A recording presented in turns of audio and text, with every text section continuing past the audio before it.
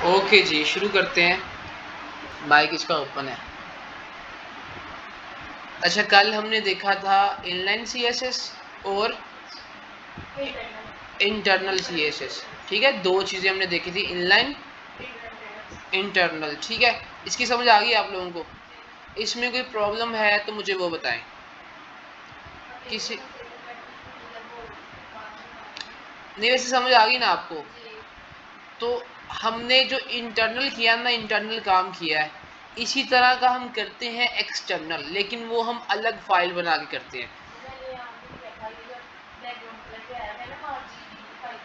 हाँ जी,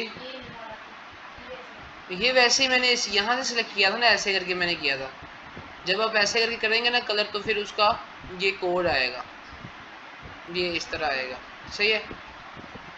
ओके जी, तो हम आज करते हैं, हम यहाँ पे लगाते हैं एक इमेज लगाते हैं, अच्छे वाली कोई सी इमेज हमारे पास है वाला। चेक कर लेते हैं, इमेज हमारे पास है जी, पार्क पार्क लेन, पार्क लेन, ये इमेज है हमारे पास, ये हमने लगा दी। अब हम यहाँ पे एक फाइल बनाएंगे क्लास 2 के नाम से, CSS की। ठीक है, क्लास 2 डॉट, नहीं बेटा, CSS आएगा। अब एक्सटेंशन हमारी चेंज हो जाएगी, अब हम HTML की फाइल नहीं बना रहे, हम बना रहे हैं, हाँ जी।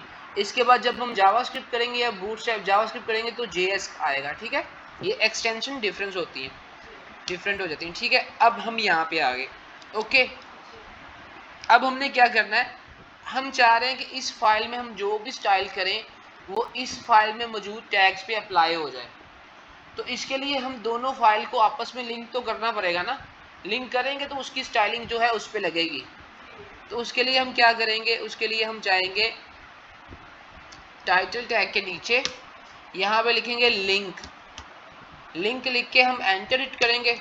ओके, तो अब हम यहाँ पे लिखेंगे अपनी CSS की फाइल का नाम। ठीक है, तो यहाँ पे हम लिखेंगे क्लास, ये देखें क्लास 2 डॉट CSS आ गया, इसको हम कर देते हैं एंटर। ओके हो गया, इसको हम बंद कर लेते हैं। अच्छा जी, सेव कर लेते हैं। सेव करने के बाद हम आएंगे यहाँ पे, सबसे पहले हम यहाँ पे लिखेंगे IMG कर्ली ब्रेसिस विड्थ,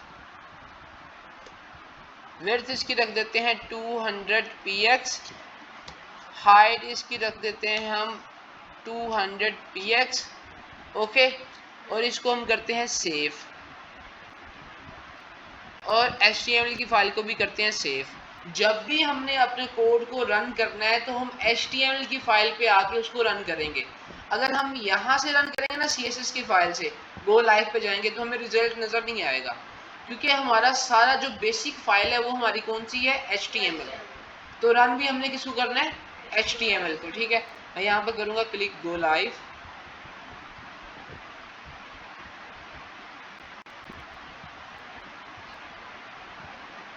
ये हमारी पिक्चर आ गई। ठीक हो गया। इस पिक्चर का साइज मैं इंक्रीज कर सकता हूँ, डिक्रीज कर सकता हूँ, कुछ भी कर सकता हूँ। ठीक है, अब उसके बाद हमने कॉन्सेप्ट देखना है, अब कौन सा कॉन्सेप्ट हमने देखना है, मार्जिन, ठीक है, एंड पैडिंग।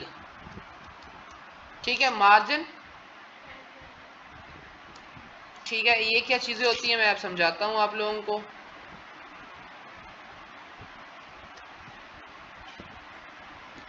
अब मैं क्या करता हूँ, मैं यहाँ पे ले लेता हूँ 2 बॉक्सेस। ठीक है, 2 बॉक्स ले लेता हूँ।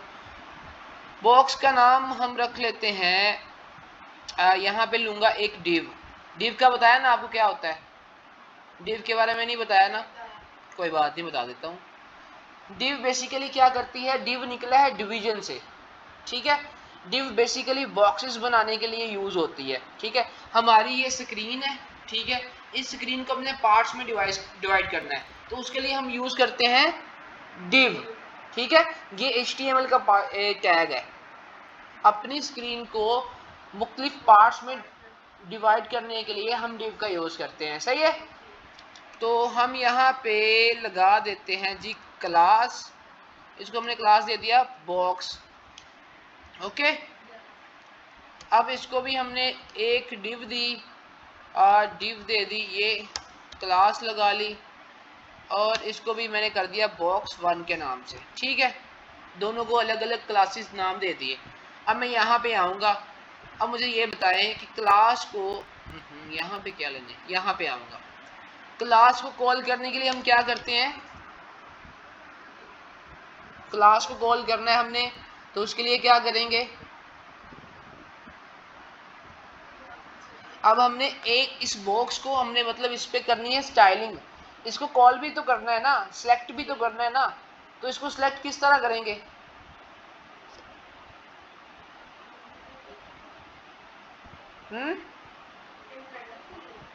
एक्सटर्नल के लिए जिस तरह हमने इंटरनल में किया वैसे एक्सटर्नल में करेंगे। तो अब मैंने इसको दी हुई है क्लास, क्लास को कॉल करने के लिए हम कौन सा मेथड यूज करते हैं, क्या लिखेंगे यहाँ पे, क्या लिखेंगे कि हमारा वो वाला बॉक्स जो है वो कॉल हो जाए, सिलेक्ट हो जाए। जैसे यहाँ पे मैंने लिखा ना ऊपर IMG लिखा, तो उसको पता चल गया मैंने इस इमेज पे स्टाइल लगाना है। अब ऐसा क्या करेंगे कि उसको पता चल जाए कि मैंने बॉक्स पे स्टाइल लगाना है, फिर उसको पता चल जाए मैंने बॉक्स 1 पे स्टाइल लगाना है, कैसे पता चलेगा उसे, यहाँ पे क्या करेंगे हम, बोलो बोलो, क्लास टैग नहीं ना लगाएंगे, क्लास तो एक टैग है ही नहीं। तो मैंने आपको बताया था जब हम किसी को क्लास देते हैं तो सबसे पहले हम लगाते हैं डॉट और फिर लिखते हैं क्लास का नाम, डॉट लगाएंगे और फिर लिखेंगे जो हमने उसको नाम दिया होगा। अगर मैंने आईडी लगाई होती तो फिर क्या लिखना था हमने यहाँ पे, उससे पहले क्या लिखना था, डॉट की जगह पे क्या आना था, अगर हमने आईडी लगाई होती तो डॉट की जगह पे आना था हैशटैग। ठीक है, क्लास दी तो इसलिए आएगा, पहले डॉट आएगा फिर क्लास का नाम आएगा, ये याद रखा करो। इसकी विड्थ दे देते हैं 200 px, हाइट इसकी दे देते हैं 200 px, कुछ भी हाइट दे सकते हो आप। बैकग्राउंड कलर जो है वो हम दे देते हैं इसको येलो ग्रीन। उसके बाद हम क्या करेंगे, अब दूसरे बॉक्स को भी कॉल करना है, तो अब क्या करेंगे यहाँ पे, हाँ डॉट बॉक्स 1, ठीक हो गया। अब यहाँ पे विड्थ फिर से 200 px, height 200 px, background colour brown. ठीक है, मैंने इसको सेव किया, अब अपनी यहाँ फाइल पे, ये देखिए 2 बॉक्सेस आ गए। अब मैंने आपको बताया था कि एक होता है हमारे पास ब्लॉक टैग होता है और एक होता है इनलाइन टैग। ब्लॉक टैग क्या होता है,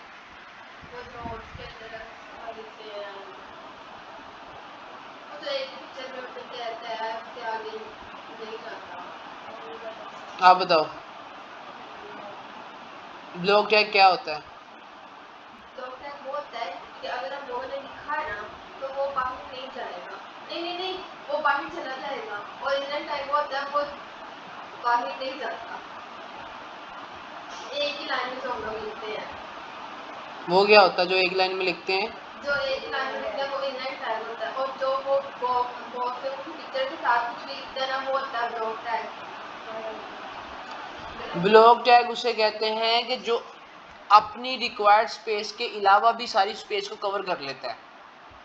जैसे मैंने ये बॉक्स बनाया हुआ है ना, अब इस बॉक्स को कितनी स्पेस चाहिए, लेकिन उसने पूरी लाइन को कवर कर लिया है, नेक्स्ट बॉक्स को नेक्स्ट लाइन में फेंक दिया है, ये ब्लॉक टैग होगा। अगर एक ही लाइन में ये सारे आएंगे तो इनको बोलेंगे इनलाइन टैग। ठीक है, अब देखें ना, मैं आपको एग्जांपल देता हूँ। एक शरीफ बंदा है, ठीक है, आपको याद रहेगा, उसका जितनी घर की स्पेस उसने अपने घर में रहना है, उसने ना किसी को तंग करना है ना कुछ कहना है। ठीक है, एक बंदा वो है जिसकी मतलब दिमाग खराब है, उसने इसकी भी चीज़ें उठा लेनी है उसकी भी चीज़ें उठा लेनी है। ठीक है, अब जो शरीफ बंदा वो इनलाइन टैग है। ठीक है, अब जो दूसरा बंदा दूसरों की चीजों पे कब्जा करता है, हालांकि उसकी चीज जितनी चीजों से चाहिए होती है वो उसे मिल रही है, उसके बावजूद वो दूसरों की चीजों पे नजर रखता है और उस पे हक जमाता है, वो क्या होता है? Block tag. अब याद रहेगा, 6 बार बता चुका हूं।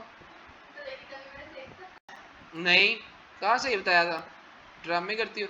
अच्छा, अब ये ब्लॉक टैग है हमारा, ठीक है। अब मैं चाह रहा हूं कि ये दोनों एक लाइन में आ जाए। ये ब्लॉक टैग को मैं इनलाइन टैग में चेंज करूं। अब देखो, जो बंदा गलत करता है, अपनी चीजों के अलावा दूसरी चीजों पे कब्जा करता है, उसको कोई आगे से मिल जाए बड़ा बंदा तो वो इंसान बन जाता है, ऐसे ही है ना। तो हमने इसको इंसान बनाना है, तो वो हम कैसे बनाएंगे कि ये दोनों एक लाइन में आ जाए, ठीक है। अब देखो मैं क्या करता हूं, मैं यहां पे आगे इसको देता हूं फ्लोट लेफ्ट, ठीक है, स्पेस और कंट्रोल एस किया। अब देखो ये किसको दे दिया मैंने, फ्लोट लेफ्ट, इसको दे, पिक्चर पे चला गया। एक मिनट, पिक्चर को हम जो है ना फिलहाल खत्म करते हैं। सेव किया,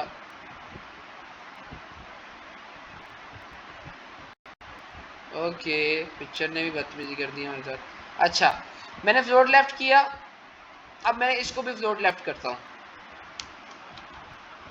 ठीक है, फ्लोट लेफ्ट किया,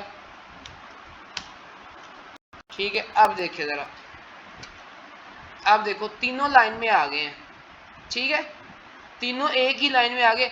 अब ये जो इमेज हमारी लगी हुई थी ना, इमेज ऊपर लगी हुई थी, उसके साथ आ गए। इमेज क्या है हमारी, इमेज इनलाइन टैग है, वो भी अपनी स्पेस लेती है। अब देखिए ये इसने कहा कि मैं, जैसे ये इमेज शरीफ इंसान है ना, तो मैं भी शरीफ इंसान हूं, हमने कोई ऐसा वैसा काम नहीं किया। अब देखो सारे एक लाइन में आ गए, समझ आ रही है।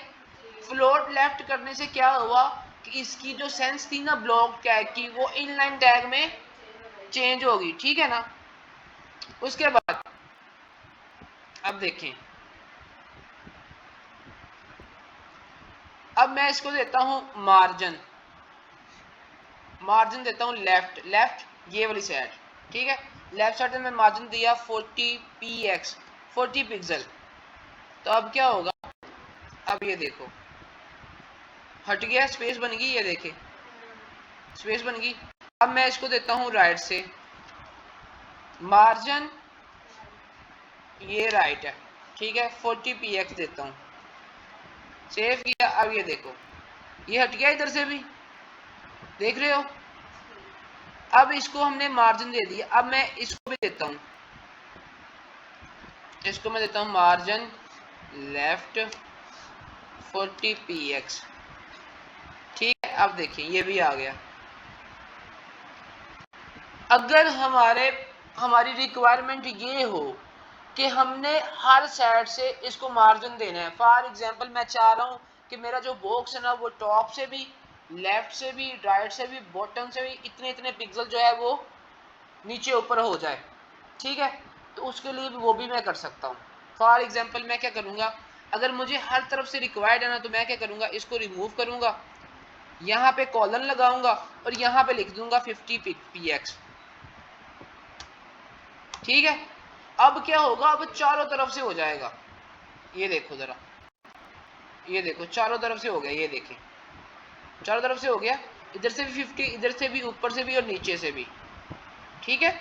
अगर चारों तरफ से रिक्वायर्ड हो तो आपने सिर्फ मार्जिन लिखना है और उसको लगा देना, बजाय इसके कि पहले आप लिखें मार्जिन लेफ्ट, फिर लिखे राइट, फिर लिखे बॉटम, फिर लिखे टॉप। एक बार मार्जिन लिखें और उसका काम होके।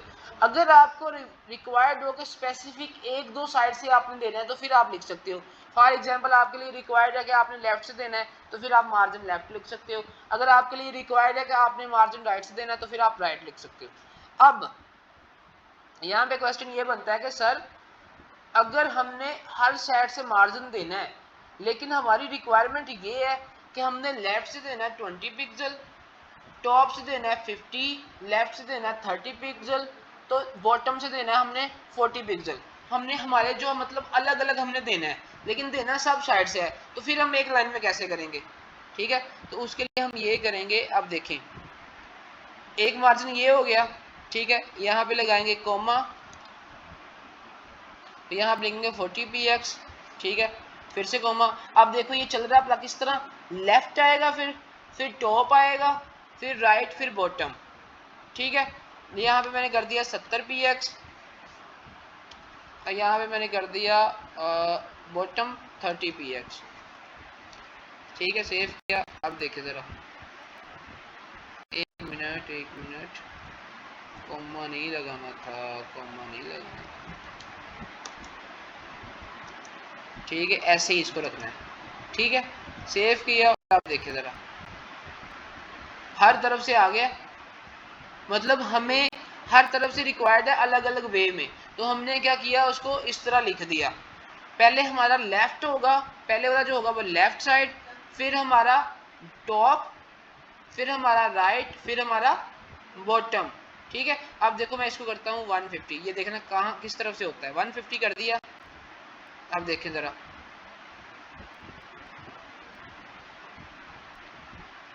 ये हमारा सॉरी ये हो रहा है टॉप से, टॉप से हो रहा है, ये टॉप से हो रहा है, ये हमारा टॉप, ये इस तरह शुरू हो रहा है, top, right, bottom and left, last वाला जो है वो बॉटम है, वो लेफ्ट है, ठीक है। इसको 130 करेंगे तो देखें जरा, 130 हो गया ये, ठीक है। कहाँ से स्टार्ट हो रहा है ये देखें, ये हमारे पास है ना, ये बॉक्स है, पहले टॉप, फिर राइट, फिर बॉटम, फिर लेफ्ट, ठीक है। लास्ट वाली वैल्यू जो होगी वो होगी लेफ्ट की। तो अगर हमने हर तरफ से रिक्वायर्ड है तो हम उसे इस तरह करेंगे, ठीक है। अगर हमारी सिर्फ किसी स्पेसिफिक साइड से रिक्वायर्ड है तो फिर हम क्या करेंगे, फिर उसका ही नाम लिखेंगे और उसको हम दे देंगे, ठीक है। अच्छा जी, अब हमने क्या करना है, अब ये हो गया, मार्जिन की समझ आ गई आप लोगों को, चलो शुक्र। अब हम यहाँ पे लिखेंगे, एक पैरा लिखते हैं, पैरे के अंदर लिखते हैं लॉरम और 10 लिख देते हैं, ठीक है। ये हमने एक पैराग्राफ डाल दिया इसके अंदर, पंखा बंद कर दो,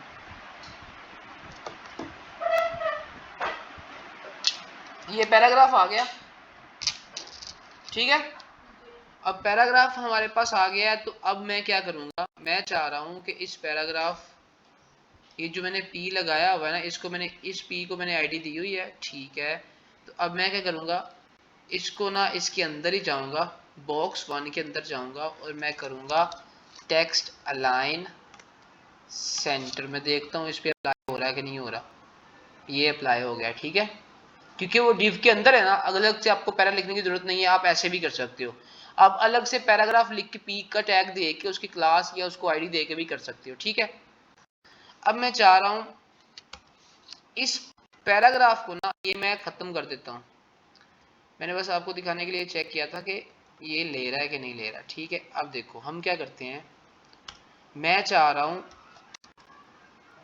हमारा जो टेक्स्ट है ना वो लेफ्ट साइड दीवार के साथ लगा हुआ है बॉक्स की, मैं चाह रहा हूं कि ये आगे आ जाए। मैं क्या करूंगा, यहाँ पे करूंगा पैडिंग लेफ्ट और कर दूंगा 20px, ठीक है। अब देखें क्या सीखा आपने इस बात से,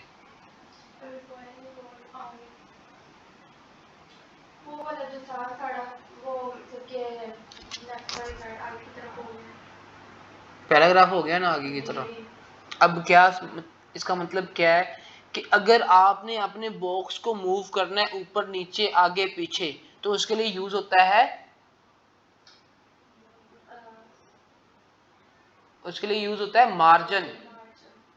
अगर आपने अपने बॉक्स के अंदर वाले कंटेंट को आगे पीछे करना है तो उसके लिए यूज होती है पैडिंग। बॉक्स को मूव करना है तो क्या यूज होता है, और कंटेंट जो बॉक्स के अंदर चीज है उसको मूव कर, पैडिंग, ठीक है। समझ आ गई है। बॉक्स को यूज मूव करना है तो क्या यूज करेंगे, एक मिनट तुम चुप करो, और बॉक्स के अंदर जो कंटेंट है उसे यूज आगे पीछे करना, क्या यूज करेंगे, पैडिंग यूज करेंगे, पक्की बात है। यही बोला है आपने कि बॉक्स को आगे करेंगे तो उसके लिए मार्जिन यूज होगा, और उसको आगे कांटेक्ट में करना तो वो उसके लिए पैडिंग यूज होगा। हाँ, जो बॉक्स के अंदर, अब देखो ना ये बॉक्स है, ठीक है, ये बॉक्स है, इसको मैंने मूव करना है तो इसके लिए यूज करेंगे मार्जिन, ठीक है। अब इसके अंदर ये जितने भी बटन है इनको मैंने ऊपर नीचे करना है, तो इसके लिए करेंगे पैडिंग। ठीक है, ये कॉन्सेप्ट ध्यान में रखें। यहाँ मोबाइल फ़ोन है, मोबाइल फ़ोन को हमने इस तरह इधर उधर मूव करना है तो मार्जिन यूज़ होगा, top left right right bottom, तो ये यूज़ होगा। इसके अंदर जो कंटेंट है उसको मूव करना है तो उसके लिए यूज़ होगी पैडिंग। ठीक है, ओके, समझ आ गई? चलो जी, अच्छा जी, अब पैडिंग का भी वही कॉन्सेप्ट है। ठीक है, अगर आपने हर तरफ से पैडिंग लगानी है तो आप क्या करो, अकेला पैडिंग लिख दो और सेव कर दो, हर तरफ से 20px आ जाएगी। ठीक है, अगर आपने लेफ्ट से करनी है, राइट से करनी है, बॉटम से करनी है, टॉप से करनी है, किस तरीके से भी करनी है तो आप इसको इस तरह मूव कर सकते हैं। सही हो गया, समझ आ गई इसकी, मार्जिन की, बॉटम, ठीक है, मार्जिन और पैडिंग सब क्लियर हो गया ये? चलें जी, अच्छी बात है, ये क्लियर हो गया। एक्सटर्नल सीएसएस की भी समझ आ गई आपको? जी, एक्सटर्नल वो क्या इसको कट रहा है? हाँ, एक्सटर्नल सीएसएस। हाँ, तो यही मैंने बोल दी। हाँ, बताओ बताओ तो शाबा, कोई बात, गलत बता दो, कुछ नहीं होता। ये मैंने कहा यही मतलब कि कैसे करते हैं इसमें सारा क्या करते हैं पार्ट लाइन और उसके बाद में ये पैराग्राफ और हेडिंग वगैरह ये सारा कुछ आपने जो भी बताया पिक्चर्स का, इसको आगे पीछे कैसे करते हैं और साइड पे कैसे करते हैं, ये एक्सटर्नल में बताया। देख, एक्सटर्नल सीएसएस मैंने पूछा कि समझ आ गई। एक्सटर्नल सीएसएस क्या होती है, हम अलग से फाइल बना के उसके अंदर अपनी सीएसएस करते हैं। जो हमने काम किया ये सीएसएस है, ठीक है, जो फाइल एक्सटर्नल अलग से फाइल बना दी है उसको हम एक्सटर्नल सीएसएस बोलते हैं। ठीक है, तीन टाइप की सीएसएस है हमारे पास, एक्सटर्नल, इंटरनल एंड इनलाइन। ठीक है, यहाँ पे हमने लिखना था कल सिलेक्टर लिखना था जो मैंने नहीं लिखा। ठीक है, इसको बोलते हैं सिलेक्टर। ठीक है, थ्री टाइप्स ऑफ सिलेक्टर। ठीक हो गया। अब मुझे ये बताएं इसमें से कोई क्वेश्चन है आपका? अगर नहीं है तो फिर हम आगे चलते हैं। पैडिंग की समझ आ गई, मार्जिन की समझ आ गई। ठीक है, अब एक काम और करें, आगे लेआउट बनाएं, पूरी वेबसाइट का लेआउट बनाते हैं। अब देखो जरा, मैं एक फाइल ले लेता हूं, उसका नाम रखता हूं layout.html। ठीक है, एक फाइल में और बनाता हूं layout.css। ठीक है, अब हम क्या करेंगे, हम सबसे पहले आएंगे यहाँ पे और इसको कर देते हैं बंद, और इसको भी बंद कर देते हैं और सेव कर लेते हैं इसको, और इसको भी बंद कर लेते हैं। ठीक है, ये दो फाइल्स पे हमने काम करना है। तो यहाँ पे लिखेंगे साइन ऑफ एक्सप्लेनेशन और एंटर इट करेंगे, हमारे पास बॉयलर कोड आ गया। ठीक है, यहाँ पे हम लिखेंगे स्मैटिक टैग्स, स्मैटिक टैग्स पे काम करेंगे। स्मैटिक टैग्स क्या होते हैं हमारे पास, एक होता है हेडर, ठीक है, उसके बाद होता है हमारे पास नैव, नैव के बाद हमारे पास होता है सेक्शन, सेक्शन के बाद हमारे पास होता है आर्टिकल, आर्टिकल के बाद हमारे पास होता है फुटर। ठीक है, ये हमारे पास हो गए सिमेटिक टैग्स। इनको हमने किया सेव, सेव करके गो लाइव करेंगे तो हमें कुछ नजर नहीं आएगा। जिस तरह हम डिव्स बनाते हैं ना, डिव हमने बनाई, डिव से हम बॉक्स बनाते हैं, ये भी डिव्स है लेकिन इनका नाम रख दिया गया। ठीक है, ये भी क्या है, लेकिन इनका नाम रख दिया गया। ठीक है, कुछ भी नजर नहीं आया।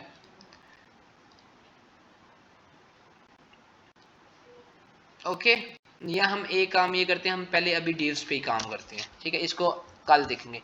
यहाँ पे मैंने लिखा डिव, ठीक है, यहाँ पे भी लिखा डिव, ओके, यहाँ पे भी एक डिव, इसको मैंने क्लास दे दी हेड। ठीक है, इसको मैंने क्लास दे दी नैव बार। ठीक है, इसको मैंने क्लास दे दी, इसको मैंने क्लास दे दी किसकी, सेक्शन की। सेट लिख लेते हैं यहाँ पे, ठीक है। और यहाँ पे div, इसको मैंने क्लास दे दी, ठीक है, ये लिख लिया। अब यहाँ पे एक div देते हैं और इसको क्लास हम दे देते हैं फुट की, ठीक हो गया। ओके, ये क्लासेस हमने दे ली, इसको कर लिया सेव। अब हम क्या करेंगे, हमने CSS की फाइल बनाई हुई है, हमारी बेसिक फाइल कौन सी है, HTML। कौन सी केबल, कौन सी, C टाइप या दूसरी, वो उसके पास ही है, देख तो लेवल है उसके पास। अच्छा, हमने बेसिक फाइल कौन सी है हमारी, ठीक है। CSS की फाइल हमने अलग से बनाई हुई है, उसको क्या करना है अब हमने,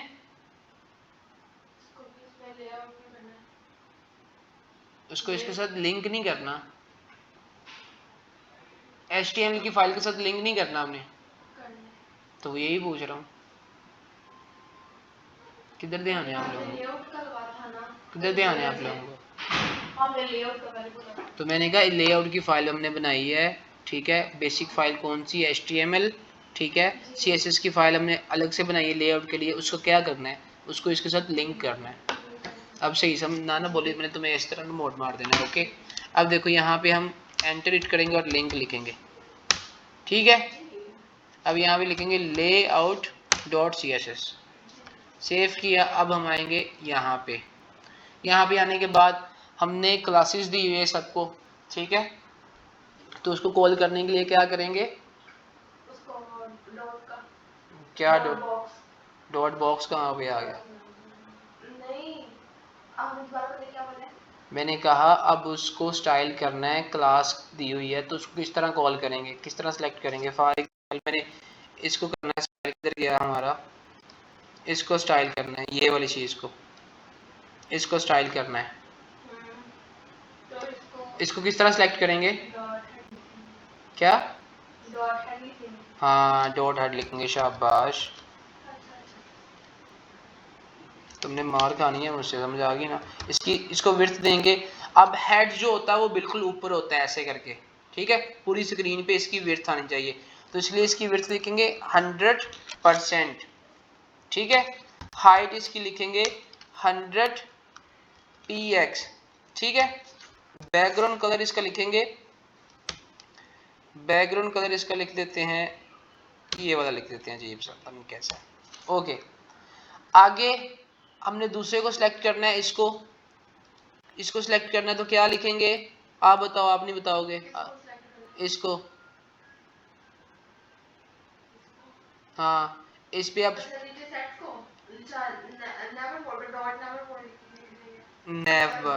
नेव बार लिखेंगे, ठीक है, डॉट नेव बार, ठीक है, ओके। अब यहाँ पे इसकी भी विड्थ रखेंगे 100%, और इसको हाइट हम दे देंगे 100 px, बैकग्राउंड कलर इसको दे देंगे, ठीक है, ओके हो गया। अब उसके बाद नेक्स्ट क्या है हमारे पास, नेक्स्ट हमारे पास है सेट, ठीक है। अब यहाँ पे हम लिखेंगे डॉट, ओके। अब यहाँ पे विड्थ लिखेंगे, विड्थ इसकी रखेंगे 80%, क्योंकि इसको 100% हम इसलिए नहीं दे रहे, इसके सामने हमें अपना आर्टिकल जो है वो इसके सामने लेके आना है, ठीक है। इसको हाइट दे देंगे 600 px, बैकग्राउंड कलर दे देंगे इसको हाँ ज़्यादा ही रखनी है ना, स्क्रीन पूरी पे आएगा ये। अब उसके बाद आएगा डॉट, क्या नाम लिखा हुआ है, RT लिखा होगा, RT, ठीक है, ये ब्रैकेट विड्थ। अब बस 80 हमने उसको दे दी, पीछे कितनी रहेगी 80, पीछे रहेगी 20, ठीक है, 20% दे देंगे इसको।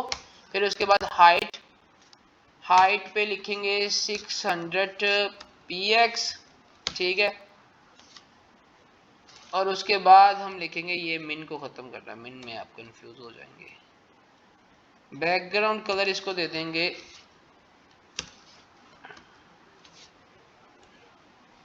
ऑरेंज, ठीक है। उसके बाद हमारे पास रह गया फुट रह गया, फुट पे लिखेंगे हम विड्थ, इसको दे देंगे 100%। हाइट दे देंगे इसको, कितनी देंगे हाइट, 100 px। और बैकग्राउंड कलर देंगे, फुटर का होता है ब्लैक। अब मैंने आपको बताया था ये सारी डिव्स हैं। डिव जो होती है वो कौन सा टैग होता है, ब्लॉक टैग होता है या इनलाइन, ब्लॉक टैग होता है ना। इसलिए अब हम इसकी लेआउट, जब हम इसका देखेंगे ना आउटपुट, तो ये हमें प्रॉब्लम करेगा, क्योंकि इसने अपनी जगह पे तो रहना नहीं है, इसने तंग करना है। अब देखिए ये किस तरह आएगा, ये देखिए ये कुछ इस तरह आया, ये देखो। अब इनको हम डील करने के लिए क्या करेंगे, हाँ इनलाइन बनाएंगे इसको। तो क्या करेंगे उसके लिए, तो उसके लिए हम लोग पहले इसको फ्लोट लेफ्ट देंगे, फ्लोट लेफ्ट देंगे, किसको देंगे, सेक्शन को देंगे। पहले फ्लोट लेफ्ट कर लिया, ये देखो ठीक है। उसके बाद हम इसको फ्लोट लेफ्ट देंगे, फ्लोट लेफ्ट, ओके सेव किया। तो अब देखें ज़रा, ठीक है। अब ब्लैक जो है, ब्लैक भी छुप गया है, ठीक है। अब ब्लैक को भी हम फ्लोट लेफ्ट दे देंगे, सेव किया। अब देखें ज़रा, ठीक है, ओके। अब देखें, आपने देख रहे हैं ऊपर से भी ये वाइट वाइट स्पेस नज़र आ रही है, लेफ्ट से भी राइट से भी। इसको ख़त्म करने के लिए हम क्या करते हैं, अपनी बॉडी का मार्जिन और पैडिंग जो है वो 0 पे रख देते होते हैं। कि हमारी जो बॉडी है ना, हमारे ब्राउज़र की जो बॉडी है, तो वो तो इसलिए हम यहाँ पे लिखेंगे बॉडी, ठीक है। इसको देंगे मार्जिन, मार्जिन मतलब सिंगल मार्जिन हर तरफ से 0%। पैडिंग जो है वो हम रख देंगे 0%। फाउंड फैमिली रख सकते हैं हम यहाँ पे, फाउंड फैमिली को स्टाइल हम लगाना चाह रहे हैं अपने टेक्स्ट पे, तो ये हम यूज कर लेंगे। सेव किया। अब देखें जरा, वाइट स्पेस खत्म होगी, हर तरफ से खत्म होगी, समझ आई है। हमने क्या किया, मैं आपको रिपीट कर देता हूँ दोबारा से, ये देखो हमने क्या किया। सबसे पहले एक फाइल बनाई, फाइल बना के उसके अंदर डिव्स बनाई, डिव्स को हमने दे दी अलग अलग क्लासेस, ठीक है। अब उन क्लासेस को हमने कॉल किया कहाँ पे, CSS के अंदर, CSS के अंदर कॉल किया। कॉल करने के बाद हमने क्या किया, उनको हमने स्टाइल दिया जिस तरह का हम लेआउट बनाना चाह रहे हैं, ठीक है। तो हमने ये सारी चीज़ें की, करने के बाद हमने क्या किया, उनको चेक किया तो हमारा लेआउट ख़राब था, तो फिर हमने किया फ्लोट लेफ्ट, ताकि हमारा जो ब्लॉक टैग है वो इनलाइन टैग की शक्ल में आ जाए, ठीक है। समझ आ गई इसकी, कोई क्वेश्चन, कोई क्वेश्चन। वो कॉल्स का जो एक दफा होता है वो कॉल्स से आप लोग किस तरह देते हैं, क्या आपने जो सबसे पहले हम लोग कॉल्स करते हैं ना, वो वाली किस तरह करते हैं, वो जब हमने किसी को क्लास दी होगी ना, उसको सिलेक्ट करने के लिए डॉट और जो क्लास का नाम लिखा होगा, अगर हमने आईडी दी है तो हैशटैग और फिर वो आईडी जो हमने लिख दी हुई है उसे वो लिखेंगे, ठीक है। ओके हो गया।